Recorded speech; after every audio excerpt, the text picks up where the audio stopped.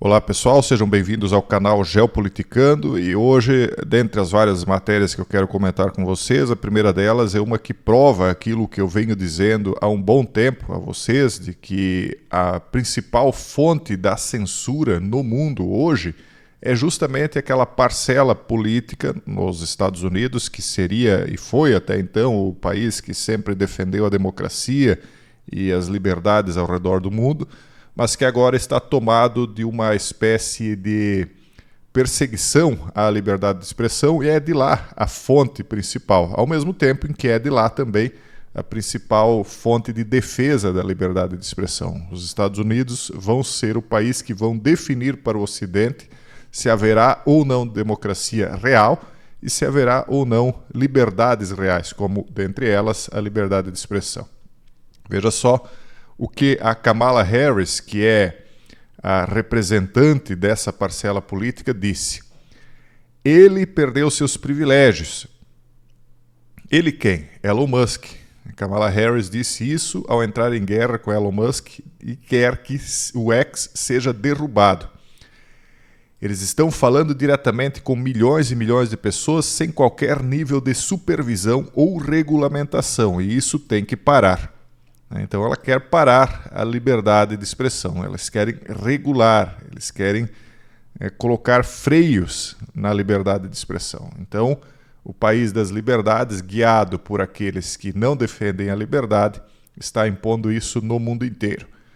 Então a candidata democrata à presidência agora está entrando em guerra com o empresário bilionário Elon Musk, dizendo que ele perdeu seus privilégios e que seu site de liberdade de expressão X, o antigo Twitter, deveria ser retirado do ar.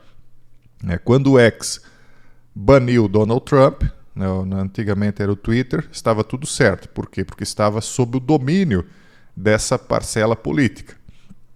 Quando o Twitter, o X, sai do domínio dessa parcela política e começa a dar liberdade de expressão ao redor do mundo, a Kamala ou aqueles que estão por trás dela querem que o site inteiro seja retirado do ar. Em uma entrevista com Jack Tapper da CNN, Harris disse sobre Musk e X: ele perdeu seus privilégios e isso deve ser retirado. Qual privilégio? É o privilégio de ser cidadão, o privilégio de poder exercer os direitos que qualquer um exerce? Parece que é isso. A declaração é digna de nota porque a plataforma X foi essencialmente proibida no fim de semana do Dia do Trabalho no Brasil. Aí eles falam aqui do Brasil, isso aqui eu nem quero tocar, vamos nos concentrar só na questão dos Estados Unidos. E Harris continuou: o ponto principal é que você não pode dizer que tem uma regra para o Facebook e uma regra diferente para o Twitter. A mesma regra tem que ser aplicada, que é que tem que haver uma responsabilidade colocada nesses sites de mídia social para entender seu poder, que é de falar para milhões.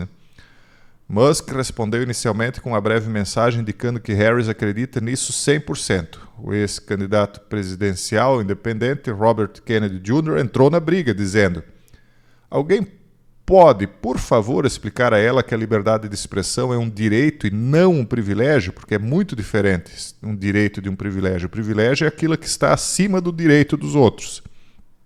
Então, alguém que é privilegiado, ele ganha mais do que os outros.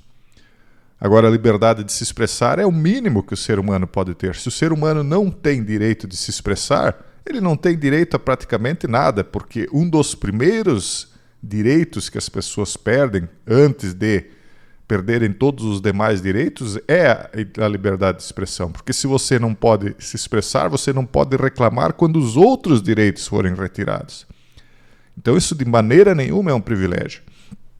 E Kennedy Jr., ele sabe muito bem, ele estava sempre no lado do Partido Democrata, porque os Kennedy sempre foram democratas, mas as coisas foram mudando, E ele sabe muito bem do que ele está falando. Ele então citou a declaração de Harris de que é preciso que haja uma responsabilidade atribuída a esses sites de mídia social para que entendam o seu poder. Tradução, escreveu Kennedy: se eles não policiarem o conteúdo para que ele se conforme às narrativas aprovadas pelo governo, eles serão fechados. É isso, basicamente é isso. Amanhã de terça, Musk comentou mais sobre o assunto, respondendo a Kennedy. É nisso que ela realmente acredita. A liberdade de expressão é a base da democracia. O Partido Democrata, Kamala, é apenas uma marionete. Eu concordo, eu sempre tenho falado isso. O Partido Democrata quer destruí-lo. E se eu disser ainda, e isso só quem está na minha comunidade fechada vai entender, se eu disser ainda que o próprio Partido Democrata é também um grande agrupamento de marionetes, pouca gente vai entender, porque existem poderes muito superiores bem acima do Partido Democrata. São poderes que estão acima desse partido, que aí há poderes em cima desse, até que chega naquele que lá na comunidade a gente chama de o mágico de Oz, né? O falso profeta. Esse é que comanda tudo isso aqui. E ele se faz de bonzinho, né? Parece um coitado, mas é ele que está puxando todas essas cordinhas aqui. Enfim, é para esse rumo aqui que a gente está indo, né? Agora, entenda quem entender, acredite quem quiser. Há uma chance agora, nessa eleição do dia 5 de novembro, de isso ser freado, não quer dizer que vai ser impedido, mas vai ser freado, caso os cidadãos de Roma, né, que têm direito à cidadania, votem corretamente. Quem são os cidadãos de Roma? Os americanos. Nós, que estamos nas províncias conquistadas, só temos de aguardar e esperar que os cidadãos tomem a melhor decisão, porque todos nós vamos pagar pela decisão dos cidadãos de Roma. E Trump acaba de inverter as pesquisas eleitorais de Michigan, que são para essa corrida eleitoral de 2024 contra Kamala.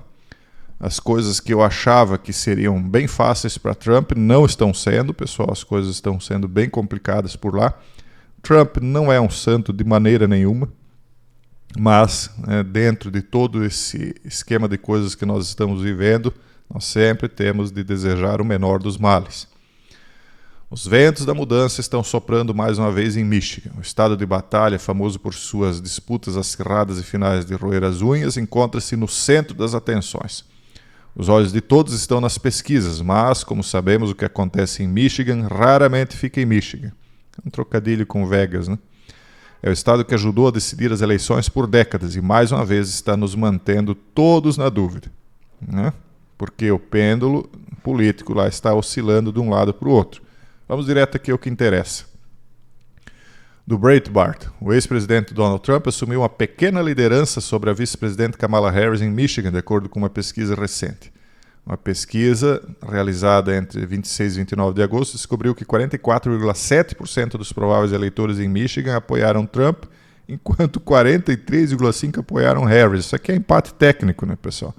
Não se sabe quem é que vai ganhar. E lá tem o seguinte: quando você ganha no estado, você ganha os delegados daquele estado. Então, como o estado ele tem uma quantidade maior de delegados, ele costuma ser o fiel da balança na eleição.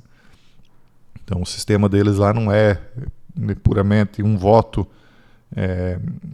pesa por um voto. Não, lá as coisas são um pouquinho diferentes na apuração. A pesquisa descobriu que nos 7 estados onde a eleição de 2020 foi mais acirrada, o ex-presidente tinha uma vantagem de 45-43 sobre Harris. Isso é nada, né, pessoal? Isso é empate técnico. Então, é mais ou menos como se o mundo estivesse em uma grande encruzilhada, né? Os confrontos, né? Eu não gosto de usar essa expressão do bem contra o mal, porque isso é muito maniqueísta, mas digamos assim que as duas grandes forças do mundo estão equilibradíssimas e vão se degladiar para definir para qual rumo o mundo vai seguir. Se para uma terceira guerra mundial, tirania, censura e perseguições, ou o contrário disso, né? E parece que nós só vamos saber isso no último minuto, quando realmente todas as urnas estiverem fechadas. Vamos aguardar e vamos acompanhar. Enquanto isso, como diz aquela frase, enquanto isso, na sala de justiça, brincadeira. Enquanto isso, as vagas de emprego nos Estados Unidos caem à medida que a demanda por trabalhadores enfraquece. Hoje, nessa sexta-feira, é o dia do payroll. Todo mundo que investe na bolsa está aguardando para ver o que vai acontecer. Eu vou me adiantar e vou dizer aquilo que uma boa parte do mercado está achando, que vai cair o número de empregos, a inflação vai vir mais com índices que vão representar que ela vai cair, e todo mundo está apostando nisso, acreditando que os juros então caem em setembro agora nos Estados Unidos. Eu acredito que vão cair, só que, na minha opinião, a economia vem tão fraca, e ela não está refletindo ainda isso nos índices, que ela está em vias de entrar em recessão. Só que isso só as pessoas vão saber daqui a alguns meses, porque não é no momento em que os juros caem que a recessão aparece. É quando você quer diminuir a velocidade de um veículo, ao invés de desacelerar aos poucos, ir freando aos pouquinhos, você pega e joga uma chave de fenda no meio do motor, o motor simplesmente vai colapsar, né? Então não é porque o carro está diminuindo a velocidade que ele está fazendo isso de uma forma correta. De repente ele simplesmente vai parar no meio da estrada e vai ter de ir para a mecânica. Isso é a grande recessão econômica, né? Não é desaceleração controlada, é quebra. O presidente fez comentários destacando como sua agenda de investimento na América está beneficiando comunidades em Wisconsin, garantindo que os americanos tenham um futuro mais brilhante e próspero.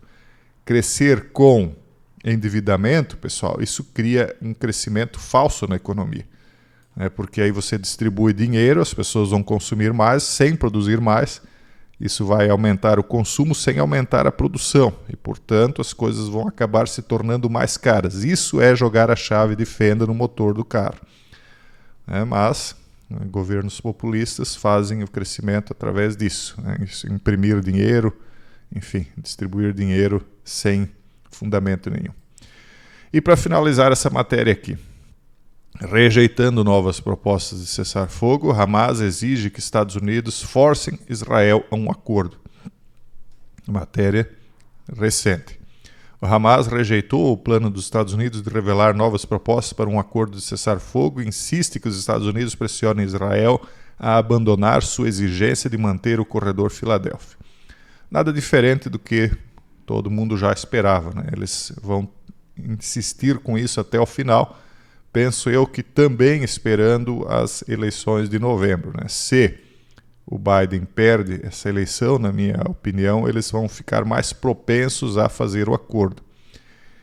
Porque na minha visão, o Trump endurecerá muito, né, contra o Hamas, vai dar muito mais apoio e mais força para Israel. Mas é uma opinião, a gente só vai saber chegando lá, né? O Hamas disse à noite que os Estados Unidos devem pressionar o governo israelense, acusando o primeiro-ministro Netanyahu de empregar truques para prolongar as negociações de acordo de reféns. É preciso pressionar Netanyahu e seu governo e eles devem estar vinculados ao que foi acordado, disse o Hamas. Quer dizer, o Hamas vai lá, pega reféns e aí quem está errado é o outro lado, né? Meio esquisito isso aí, mas enfim. Esse é o vídeo de hoje, pessoal. Espero que Deus dê a melhor orientação possível para o mundo, porque as coisas estão realmente periclitantes. Um forte abraço a todos e até o próximo vídeo, se Deus quiser.